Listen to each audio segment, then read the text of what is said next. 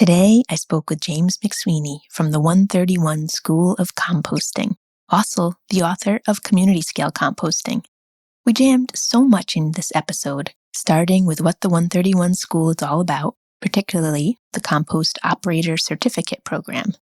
His book, which came out in 2019, and James's vision of composting in the future. James then turns the tables on me and asks me questions about Austria's model of composting. At some point, we forgot we were being recorded, and the conversation just flows until I realize we both have prior engagement starting in 1 minute. Classic. I can't get enough of this knowledgeable compost community. We are learning so much from each other.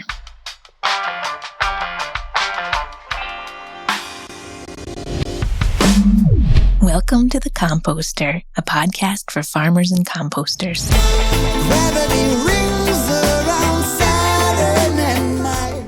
I'm your host and fellow composter, Jayne Werner. Join me in practical conversation between industry professionals and farmers with a passion for producing high-quality compost. We're going to dig deep into the science, technology, and art of compost production so that we as composters can help enliven the world's soils.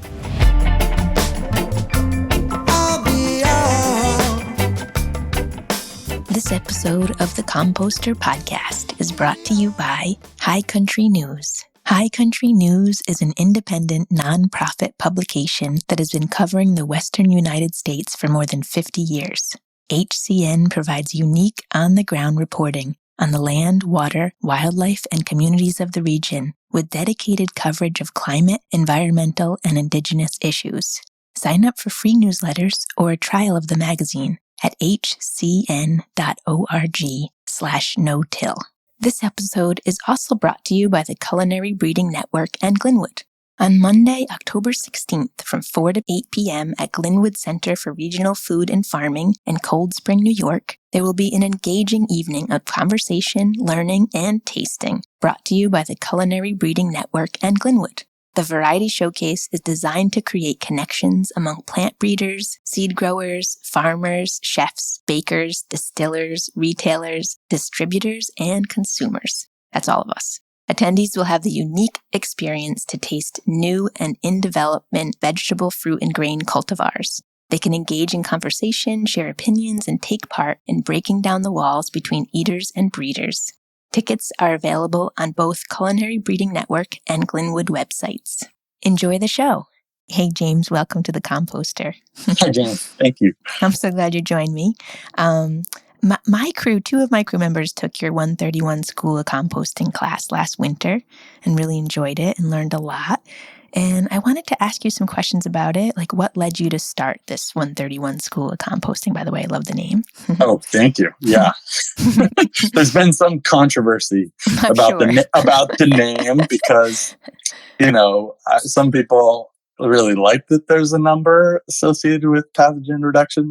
131, it's nice to have a number, but it is a bit ambiguous because pathogen reduction happens, of course, at 130 and 129 and 128. But but I wanted people to walk away remembering that number. Perfect.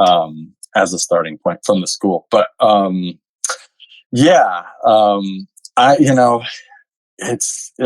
glad you asked me this question because it has caused me to sort of look backwards at the history of sort of what brought this. It's the written word is really my personal comfort zone. You probably know I have a book called Community-Scale Composting, and I consider myself a compost educator and consultant. And so, I do a lot of written reports and that sort of thing. But the teaching, is an amazing experience. Like, it takes me out of that comfort zone. We all have like different aspects of our personality. I'm an introvert. But I get really excited as I'm gearing up to teach. In over a 3-week period right now, I'm doing like 5 different public speaking things. This is one of them. Mm-hmm. And, and then I'm doing 3 all-day trainings. And I get invigorated by that. It's also, a bit exhausting, but I had a realization during COVID, so stepping back, I've been doing a very similar training to the 131 Schools Compost Operator Certificate since 2011 in Vermont.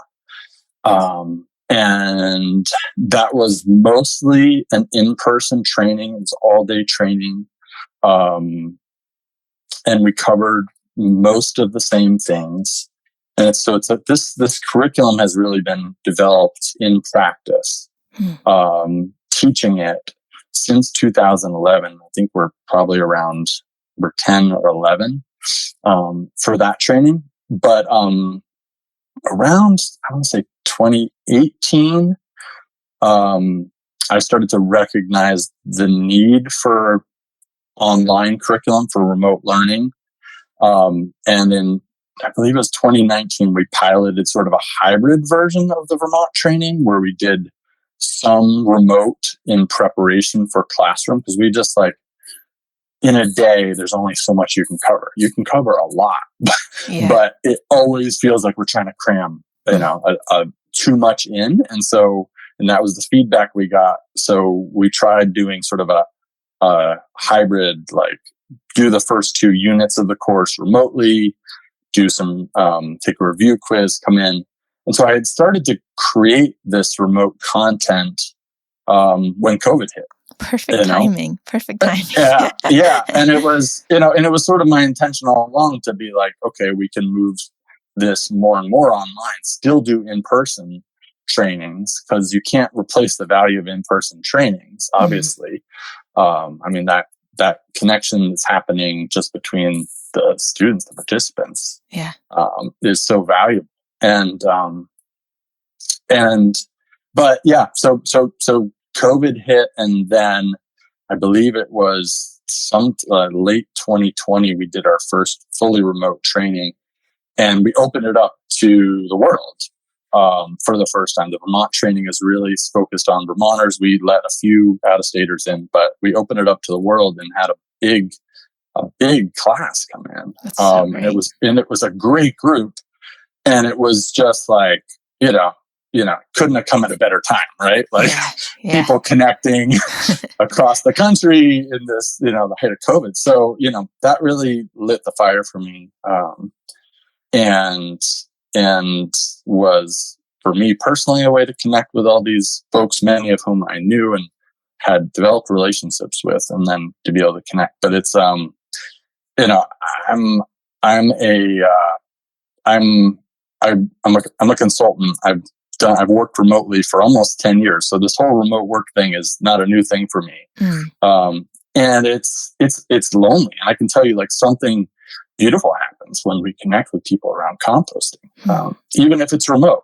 I love the in-person stuff, but the 131 school is sort of, for me, just people need this. It's a way to connect. It's a way to build relationships and teach. And I think it also, there's a point at which I realized, in my consulting work, how many of my clients need to take a training. Yes. I just can't teach them everything. We talk about developing their site and their plans, but I can't go into the depth of C to N ratios with every individual, right? Yeah. So it's hands down, educating composters about the basics is hands down the best investment. Best way to sort of just in the most efficient way to teach people these basic pieces. And I love it. There's an esoteric aspect of it. I literally have trouble talking about the miracle of photosynthesis and the carbon cycle without a tear coming in my eye, because it's amazing. Talking about rotting stuff like gives me a shiver. I know. I'm right there with you. It's funny how, I mean, science and miracles are so intertwined. I consider myself a scientist, but it's all so miraculous. It's like hard to not be blown away and feel like the awe of it all. It's amazing. So it's awesome. So that's the roots. Yeah. That's so great. I have Community-Scale Composting, excellent book and beautiful pictures and, well done. What year did that come out? Is that before the trainings or during? That was 2019. Oh, okay. That's new. Yeah. It was like the winter, or I think it was January 2019. So it's pretty new. Yep. That's great. All right. So talk to us about like the guts of 131 Schools program. When does it start up next? Who did you design it for? That kind of like the nuts and bolts. Sure. So our flagship training is an operator certificate. It's a combination of videos and Zoom sessions. The videos people can do at their own pace. And registration is open right now for a January, February session. So as soon as people register, they can start the videos. And then in January and February, we have 4 Zoom sessions that are 2 question and answer, and then 2 operator discussions. One of which is with someone named Jayne, who you may have heard of. And the other, so I'm excited about that. Yeah, me too. The other is with Lisa Doherty from Juno Compost. She's fantastic too. And these are like big parts of the training. To me, it's really the highlight, is because we can't get out to a compost site, right? So, but it's pretty cool to hear composters just talk about what they know. Like, they're not talking about a specific subject. It's like just talking about what they know best, which is how they operate their site, how they built their systems. And so to me, it's a really exciting format, and we record them, and then we have another free a free course called the Operator Discussion Series that are sort of edited versions of those, shortened. And we rotate through, like right now, Michael Martinez from LA Compost has his talk up there, but we have Carl Hammer was the last one, Tom Gilbert from Black Dirt Farm. So we kind of cycle through past presenters. And you get a copy of my book with the course. It's really focused on food scrap composting, but obviously relevant. I mean, composting is composting, and no matter what the materials. It's all about knowing the materials, right, that you're working with and managing appropriately. So it covers compost principles, systems, recipe, feedstocks, blending, pile formation, monitoring, management, maturity, troubleshooting, neighbor relations, site stormwater, process water management, those basics in some depths. And then there's exercises to where people can actually use recipe calculator to develop either a real recipe for themselves or sort of a hypothetical recipe. There's some other work related to regulations, and we really encourage people to get out to compost sites. That's great. I know a couple of your students have ventured over here and cited, that James encouraged us to go tour sites, and that's why I'm coming by. So it's working, whatever you're saying. I'm glad. Yeah, that's really an important part of it. And, encouraging people to network, with other composters. Composters are generally very open, right, to like having folks come in and check out what they're doing. So and you learn so much. Every time I go to a compost facility, I learned so much. Just you gotta have boots on the ground and see it and smell it and feel it and all the things. Right. So that's such a good part of it.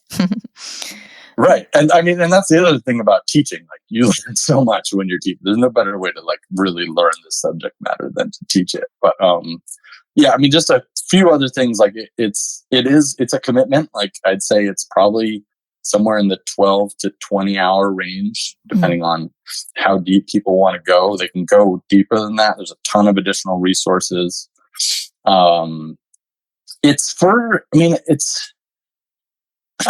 I'd say like the target composter. Well, there isn't really a target composter, but I'd say we're really trying to find a niche in the medium scale.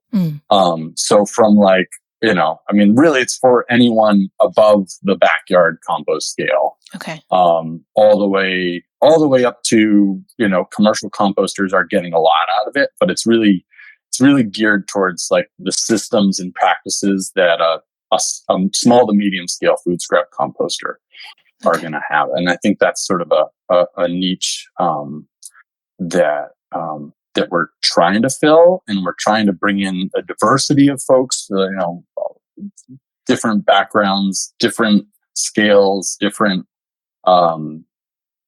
different systems and different levels of experience. And some very experienced composters are sending their folks, to check it out, and have actually taken the course too, and said that they got a lot out of it. So it's definitely like really valuable to newer composters, but older composters are definitely it's a good refresher. I love it because I want this industry to just grow and get like more and more intelligent, and so we can all I just want us all to move towards making better quality compost in a better way and managing sites. So we want all the education for everybody, and so I love I'm psyched that you have this program, and I want to guide everyone towards all the education that we can get. Yeah, and I highly recommend the week-long programs too, for people who are like really serious about this. Like, there's no replacement to doing a main compost school or one of the compost research education foundation classes. So this is definitely like a middle ground between like taking a master composter course and doing a week long thing, and it's really affordable, obviously, too, and do it your own pace. So I think of it as a complement to those trainings, and sort of maybe a lead up to those trainings in a way, for many people. And we can learn about it for a lifetime. So much to learn. Yeah, exactly. That's the thing. Yeah. It's always going to be a different group. You're always going to be learning from the people in that group. It's certainly a lifelong learning. You must have a vision for the future of compost if you're really wanting to educate people about it. Can you talk to me about that vision you have? Your ideal vision. Surely. Yeah. That's a big question. But I think, it's something I've been talking about for many years. And I got my start in composting in Vermont, which has a really lively, composting community, a really well-established composting community. I couldn't tell you exactly how many composters there are. There's at least over 10 permitted sites, but if you count all the non-permitted sites and folks who are doing, on a smaller scale or just getting started, there's probably 30 or 40. And in 2014, they passed an organics ban, a universal recycling law that was very much focused on organics. And, so it was back then that I started sort of asking the question, like, okay, what is this going to look like? Because other people are asking that question, like, what is this going to look like? And what I kept coming back to was that it is very likely to look like what it already looks like, which is diverse and dispersed. And that's sort of still the vision that that I hold on to. A decentralized network of composters.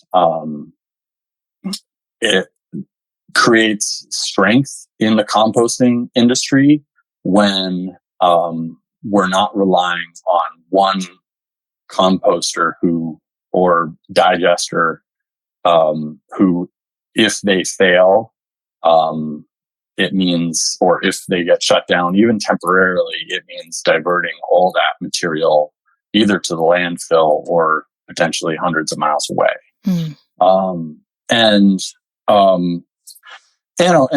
I just really want to see the benefits of composting spread as equally as possible to a diverse group of stakeholders, of composters, processors, and those who are receiving the benefits of composting by being able to divert their organic material.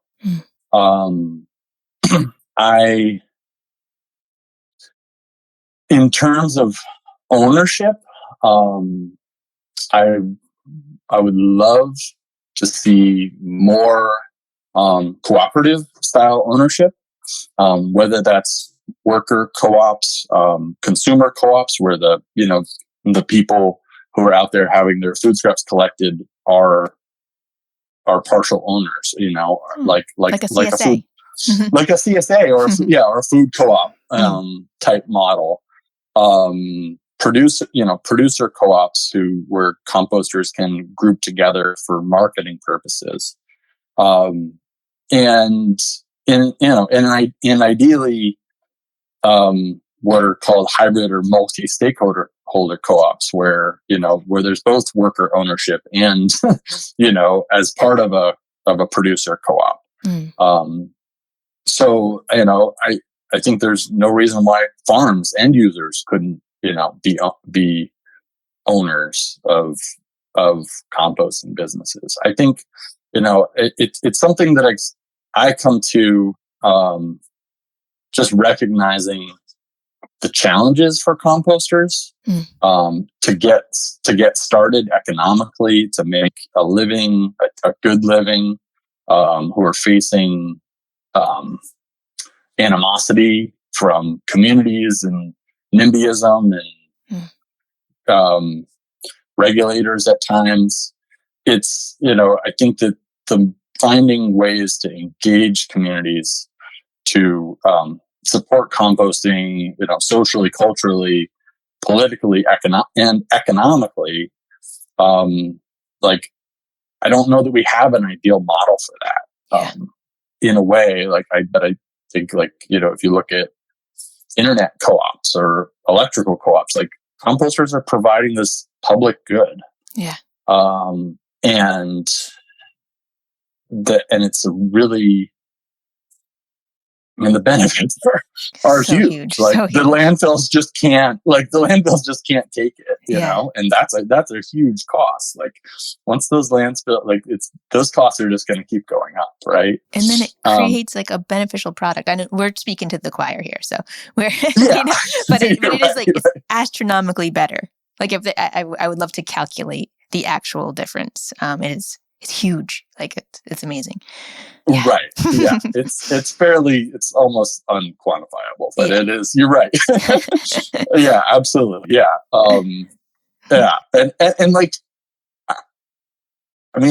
the alternative, I don't know what those models are going to look like. Really, what we see so far as I'm aware, for composters, there are worker co-ops, and those are amazing, and they've been leading the way. But I'd like to see a more diversity of sort of that cooperative ownership model, and we need to find ways for composters to partner with local government, and to be supported by local government without it being a government takeover, because you're seeing that happening more and more.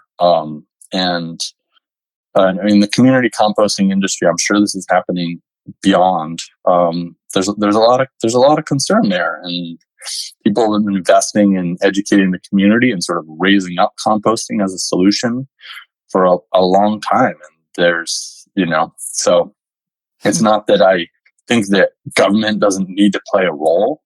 It certainly does.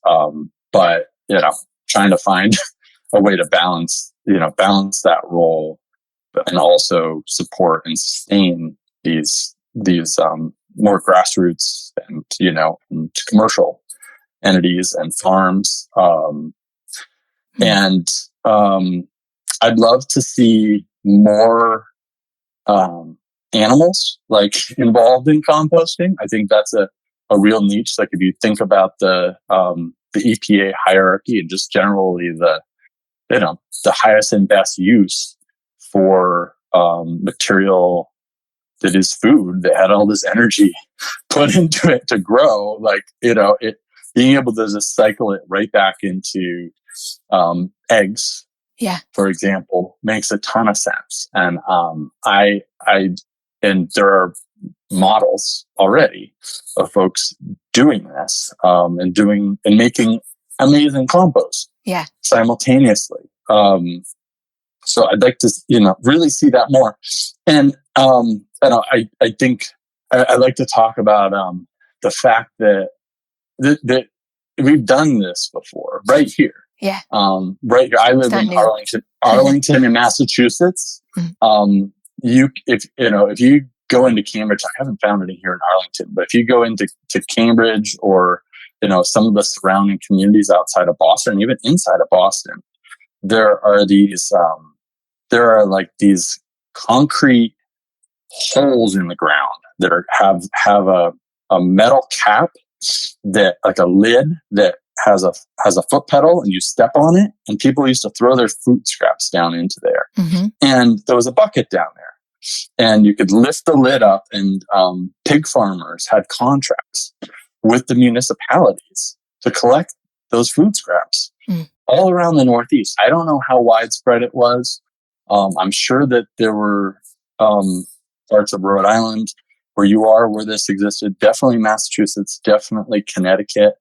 But this was a model that there's still a few that have been doing it since whenever, I don't even know the history exactly. I know it mostly died off in the 80s. Yeah. I think 70s, 80s. Something I'd love to just really research and get to the bottom of, how this all works, because it's like a model right from our own backyards. Yeah. I mean, not necessarily advocating for feeding pigs, because there's challenges with that, but but there's certainly nothing wrong with that if that's done sanitarily. All right, everyone. Important public service announcement. I know some of you are already making plans for how you'll spend the winter. Ordering tools, researching seeds, projecting crops. It's also a great time to gather with other farmers to share knowledge and skills. This February 22nd to 24th, join thousands of farmers like you and me from across the U.S. for 3 days of community building and farmer-led learning at the 35th Annual Marble Seed Organic Farming Conference. Save the date and find out more at marbleseed.org/conference. This episode is also brought to you by Viably, the master distributor of Comtech products in North America. For over 25 years, Comtech has worked with scientists, agriculture experts, and customers to develop a proven 4-step process that produces healthy, contaminant-free compost while optimizing commercial production efficiency. This process is known as shred, turn, screen, and separate. You can learn more about Viably at thinkviably.com. While you're there, request a complimentary consultation to discover if the Comtech process is right for your commercial operation.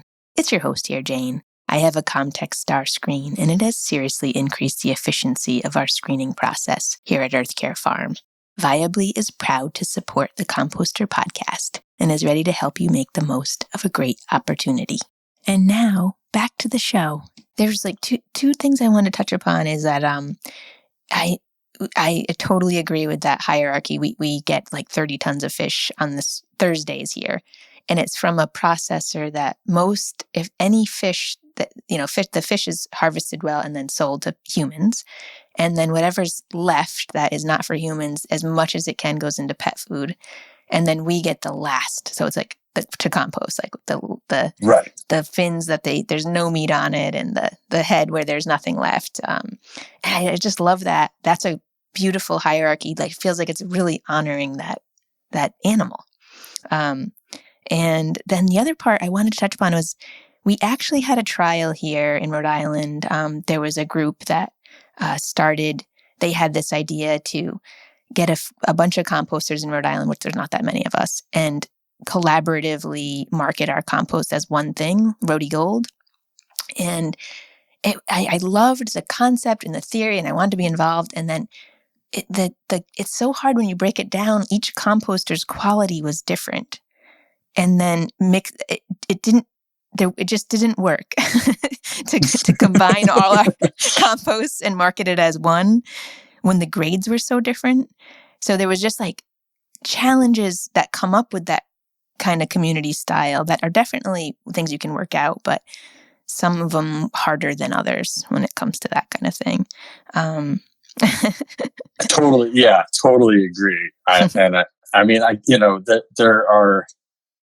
The models in agriculture are obviously what we'd want to look to, is that sort of how they achieve that quality control, and of course, like, heard of folks talk about, okay, well, I'd only want folks who are following the Elaine Ingham method or something. It's like, so there's certainly, like, it would have to be the right group of people, and there would have to be a lot of quality control to make it work.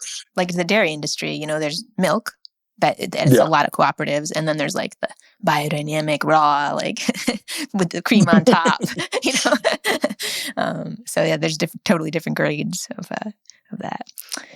I usually ask, what are the steps we can get to this vision of compost, which kind of is already existing, but I think I'm going to switch it around and just say, like, what are the challenges that are preventing us from getting there, where this is so commonplace and everyone's doing it, and we have all these different outlets of places we can do it, and there's collections are worked out.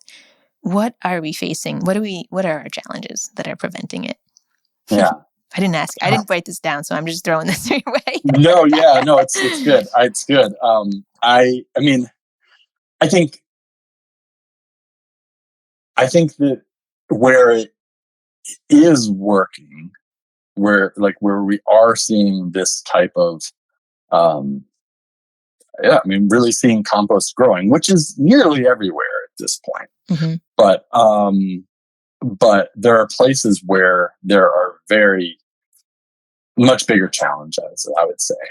And one of the biggest challenges is access to land, and the cost of land.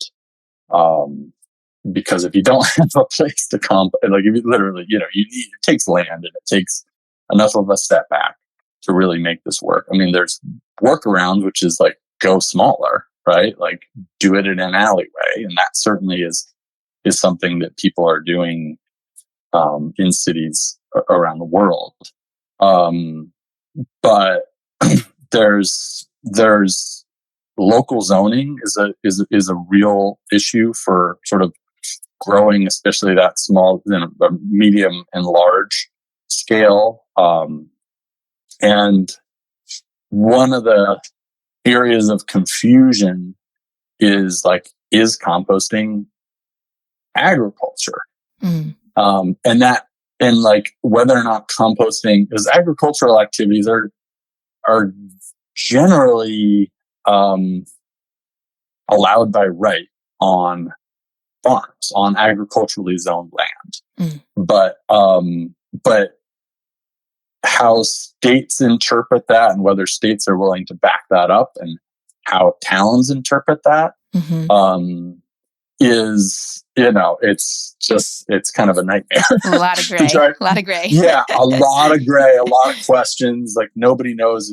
It's like, so, that's a huge, Vermont, which has been, I think, way ahead in a lot of ways, has only just now gotten protections for farms from local zoning. And even that's like a bit of a gray area to get people at the state to back that up.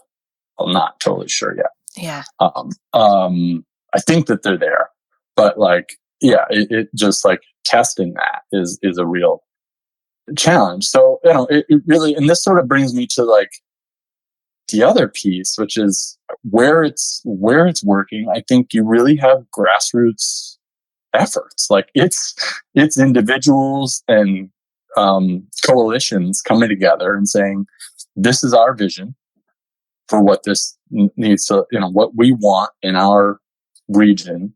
And we want you, states and municipalities and the,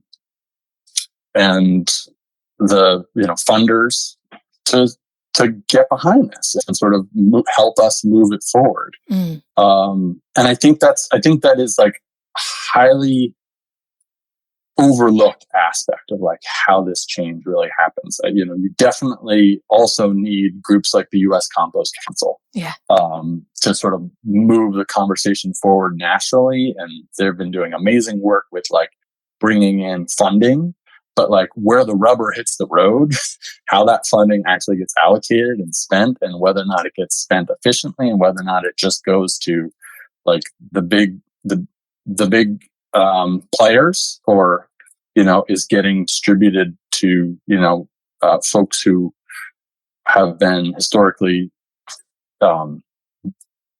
disadvantaged and not supported by government programs. I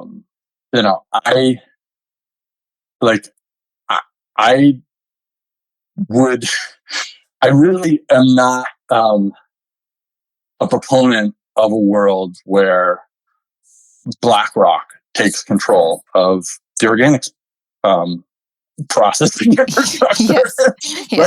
Like that just doesn't. I mean, A, I just don't think it's going to work very well, and B, like, I mean, they're heavily invested in plastic manufacturing. Like those two are just sort of inherently at odds, right?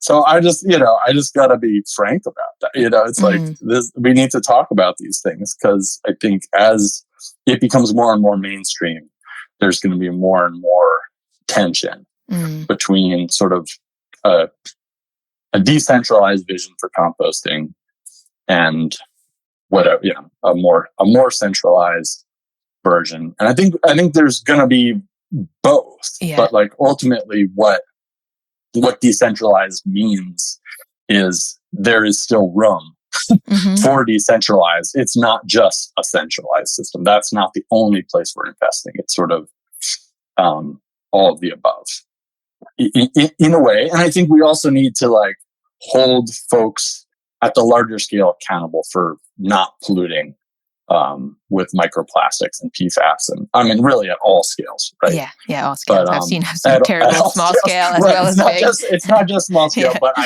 I'm thinking directly of like the questions around depackaging that I think are really unanswered right now.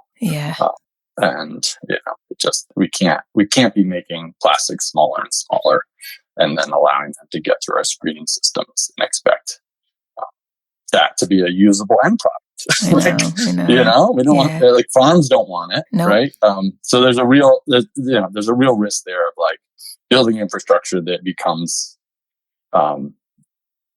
basically needs to be landfilled.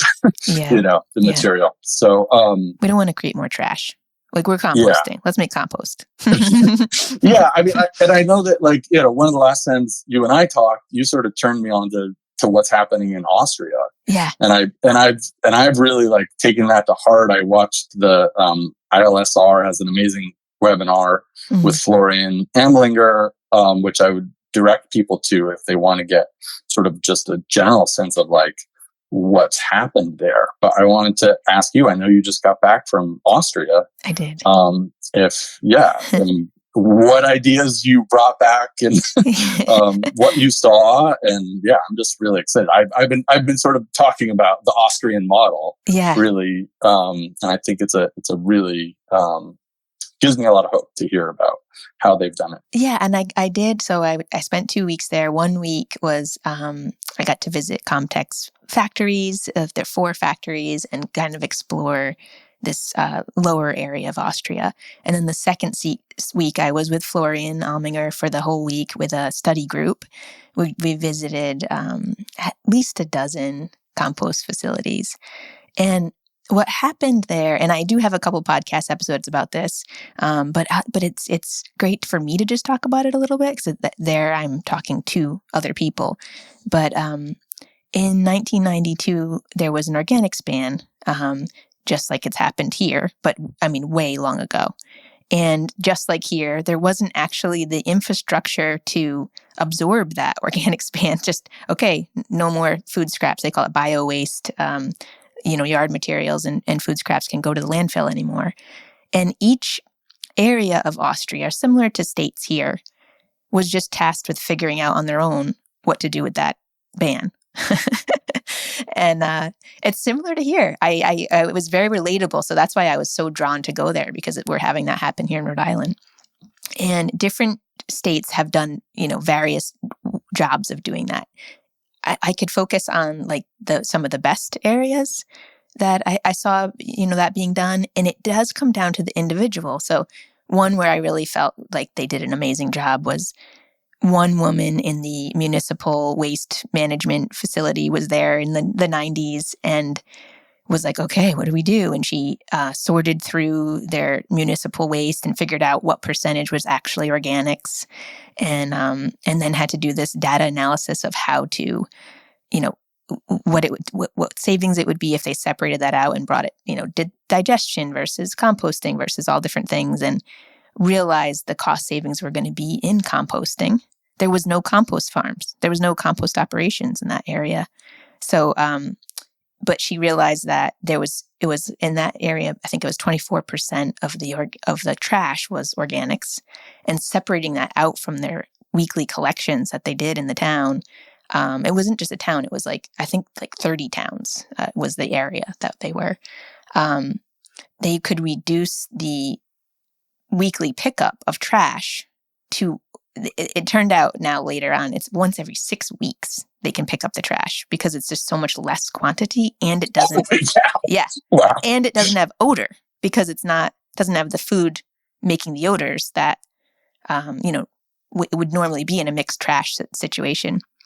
So that was a huge cost savings for the town, just the reduction of pickups that way. And then what was there was just like some pretty amazing data that she was able to glean from figuring out how much was actually organics from their area's trash. And I can tell she was super humble, but she was then tasked with meeting with all the farmers and trying to get farmers to actually take in this material and compost it and do the trainings and, education and all the things. And she was able to get 6 different farms in that area to take this on. They made it, I'm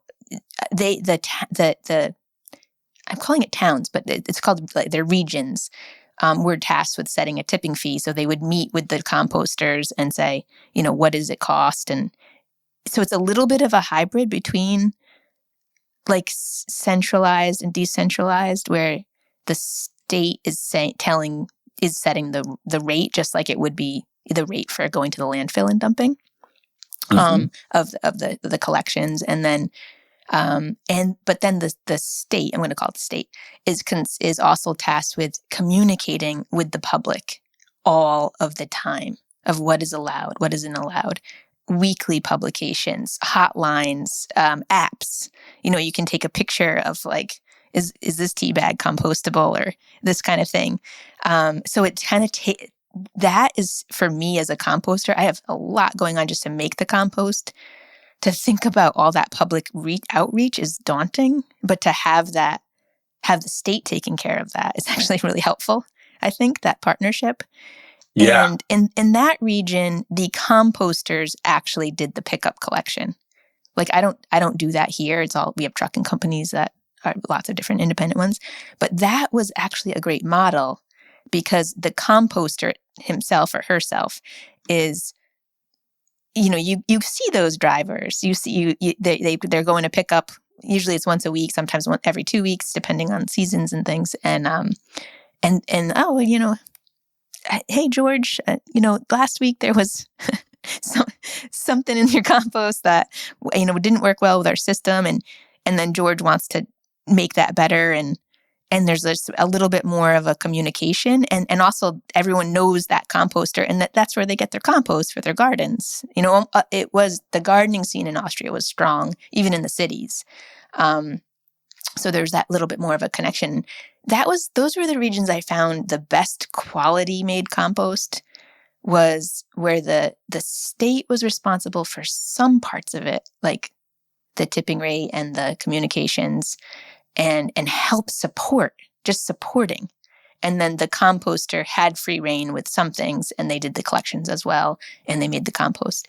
The regulations there, I think, there's only one way to make right compost in Austria, where here there's a lot of different right ways to make compost, and the pile can only be 1.3 meters and no higher, and it has to, all these. It was very, very regulated and monitored, and inspections about how to do that.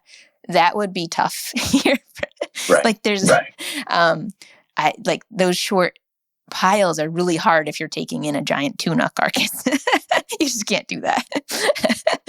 Right. And it's, especially in colder environments, and also just like you really have to, at that size, things are going to dry out. And it's like just controlling moisture would be really challenging. Every site had a watering truck, there was I think that the rules that they've set, in my opinion, made for the composters needing more infrastructure, needing more equipment.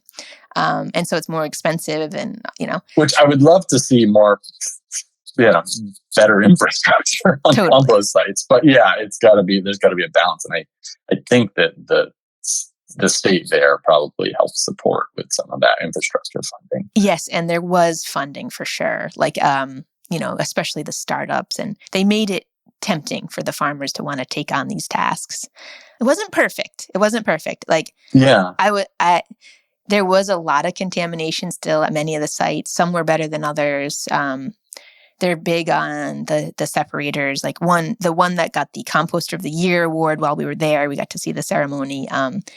They had this equipment the stuff that came in was so trash heavy, the inputs to come in. And then they had this, magnetic thing to pull out any iron. And then they had infrared to pull out plastics that are not able to be lifted with the wind sifter and the wind sifter. And it was like I think it was a 6-step process of separating out the trash, and a lot of trash being separated out. And then still there's trash in it, at the end.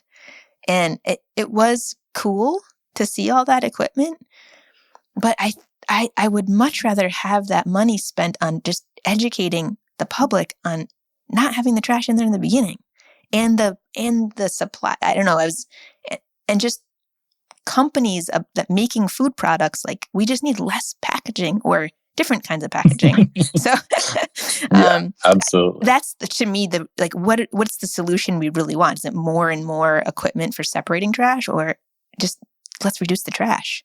Right. Well, investing in education is a long-term investment, right? Mm-hmm. Like it's once people know, I think they generally don't need to be taught again sometimes, but that was what was encouraging, is that this has been over 30 years, and so there's a whole second generation that's just grown up with this happening, and it's much more second nature. And that just where they need to concentrate efforts is in the cities where there's, or areas where there's new people moving in. There's some immigration happening, and so concentrate the education efforts in these pockets where it's people that haven't grown up with it. And having, that was one thing they realized, is there wasn't pamphlets in many languages. It was all in German. And so there's, new populations coming in from Syria and different places. And there needs to be, and here it needs to be in many languages as well, and signs without words that are really clear of what can and can't go in there. And I just found it in the streets. There's, I would like to look in people's bio bins, they call them, and see if I could, what kind of contamination there was. And sometimes they were pretty awful, and sometimes some areas were like super clean. So it is. I think education is the really big thing. But I was encouraged. There's a lot of really encouraging things. I'm still, it's been a couple weeks I've been back, and I'm still processing so much. I'm sure. And So to recap, like it sounds like the model is a public-private partnership where the farmers are sort of the private processors, and in many cases are doing the collection. And then there's the state that's doing a lot of education around source separation and sort of coordination. And then are the municipalities, that sounds like they're helping make the connections with the farms. Are they playing like a role as well on an active basis? So that's where the wording is a little bit tricky, because when I'm saying state, I'm actually meaning it would be a cooperative of municipalities. That would, I see. So they set that. Nothing is set by like the country of Austria. It's kind of like a waste district. Yes, sort of. Exactly. Okay. Yeah. Okay. Yeah. Interesting. Yeah. It was hard to translate what that word would be because it's not the same as here. But I think I'm using state because it would be like 30 towns, that would collaborate and decide how to treat their waste. And each area was actually really different. Some really focused on anaerobic digestion and energy, and then others on composting or a hybrid of both. All of the I know we're about compost, but all of the recycling plants were amazingly organized with 90 different materials separated out and super clean. And they're actually, those municipalities are making money on their recycling because it was so high quality. That is a model we really need to bring here. But I don't know. I was very much encouraged, and there was a lot of, no operations were very big. What they considered big would be, 10,000 yards produced or 10,000 yards of material even taken in a year. They were small. They were like, ours would be considered large there. And I think we're considered medium here. So I liked that model. There was a lot of small ones. Right. I mean, I forget the numbers, like over 300 composters. Yeah. Right? I think they're at 400 composters, and there's 8 million people. 8 million people. Yeah. And many of those are farms, right? Many of them were many of them are farms, which I love. I really enjoyed those models, particularly that extra income for the farm, the soils of that farm getting better. The farms that we visited, they made better compost in general than the more industrial, sites. It's just that more, but not always, but just that better connection to soil health and things. I had made a really good connection with it. I'm not remembering his name, but with an Austrian at the U.S. Compost Council, and just was picking his brain. And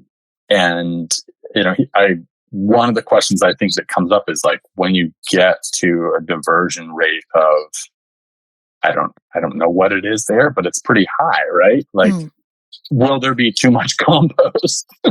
And he said no. Like, people are still the farms feel like they can still use more. Yeah, this was so clear. So they said that if all of the world's organics were made into compost, we would only cover 2 to 3% of the world's agricultural lands.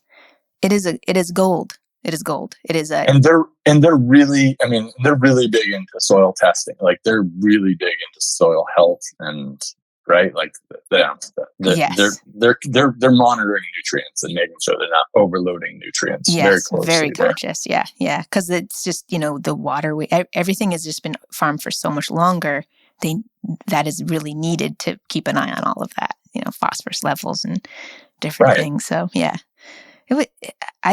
there's a lot we can take here. It is a different model. They've got it's a city with a country right outside with farms really close to cities. There's like things to apply. There's things that won't work here, but there's definitely a lot of lessons we could take. And the idea of the government supporting rather than just regulating, I really like taking over. Yeah, exactly. Is a model that could be applied. It seems like people. I don't know. It seems like there was very collaborative work happening. Yeah. Between the public and the private sector. To make this happen. It's the only way I feel like it can really happen. Yeah. Honestly. Yeah. And it sounds very similar to some of the models that we worked on up in Vermont and are still working on, where there's these solid waste districts, and they play that educational role either through like funding a nonprofit that does education. In Massachusetts, we have that. actually the state funds Recycling Works, which does education and supports businesses in composting. We don't really have it for the residential sector. That happens more municipality by municipality, but it's definitely a logical model, because as you said, it's hard for composters to. I mean, you can't do everything. Yeah, you can't do everything, and if you're doing the collection, obviously you have to do some of that, right? Totally.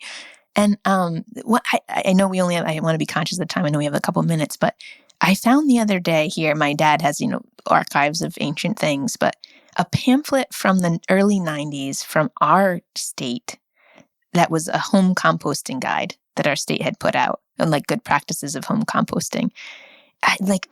That is incredibly valuable. If we're in a really, pretty residential neighborhood, but everybody could have a home compost here, and just a couple of little guidance tips, and I think an app, that can help people with that would be incredibly useful. And that's where the state could really help, is just education. Absolutely. Totally. Yeah, I agree. We had that in the 90s. I'm curious, in Austria, is that right? Yeah, I mean, do a lot of people just compost in their backyards? Yes, and they had, there were some of the districts you had to, if you didn't have a collection for your bio waste, or I hate that term waste, but that you kind of had to show that you were home composting. So it was very much encouraged. So that was kind of great. Right. James, I want to talk to you forever, and we have 30 more seconds. Is there anything last minute that you really want to ask, or that you really want to let everybody know, or resource you're dying for everybody to know about in this last tiny bit together? No, I mean, I want to. Yeah, I have quite a few questions I want to ask you as well. I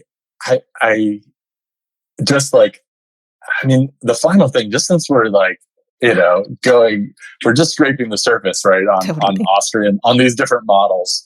And, but one of the things that I found fascinating, that sort of, Florian pointed to in the ILSR webinar, and also that I learned about, at USCC, was that they have amazing data tracking, and that's this other huge gap.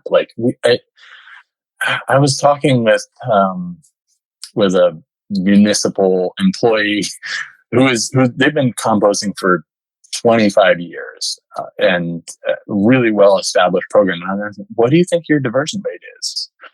And I'm not going to name any names, but they just had no idea. You know? Yeah. It's really challenging to know where to go if you don't know where you're at. Totally. Yeah.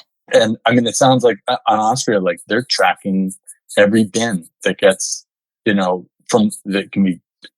can be logged as a point to the truck, to the composter, to the finished composter, to the finished compost. Yeah. And they have really good data. And Florian said, I don't know when it was, maybe 5 years ago, we got really good data, and the rate of diversion just really jumped after that.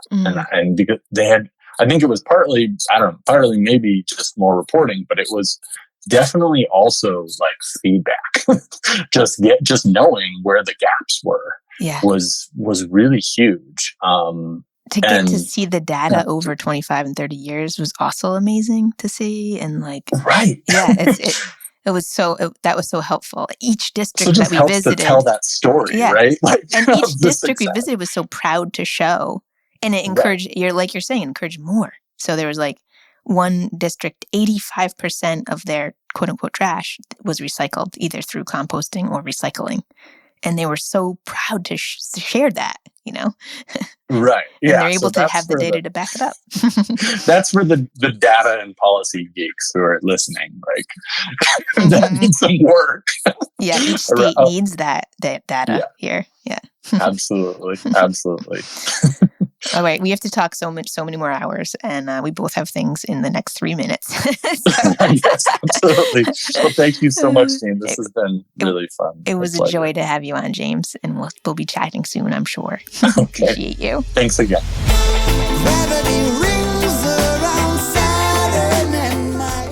Well, that was fun. If you're interested in the 131 School, check it out at the131school.com. There's a great free operator discussion series on the site that is well worth checking out, too. The book Community-Scale Composting is widely available anywhere you buy books, really.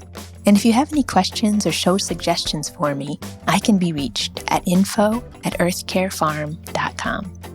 You can also check us out on YouTube on our Earth Care Farm channel or Instagram at earthcarefarm_RI. Thank you to No-Till Growers for making this podcast happen, all the wonderful sponsors, the universe and all its mysterious benevolence, allowing me to do this fantastic work, and especially you compost-loving listeners. Until next week, which will be our last episode of the season. Don't cry, I'm already lining up season 3.